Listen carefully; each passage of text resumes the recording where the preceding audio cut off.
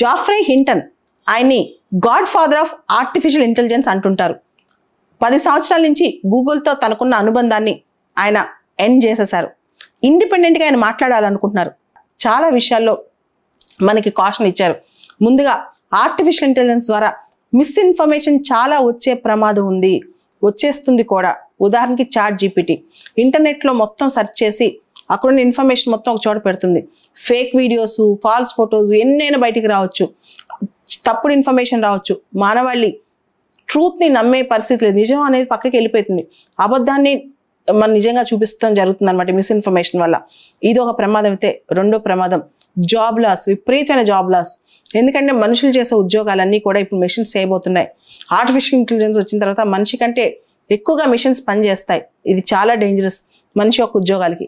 అంతేకాదు biological systems వేరేగా పనిచేస్తాయి, డిజిటల్ సిస్టమ్స్ వేరేగా పనిచేస్తాయి.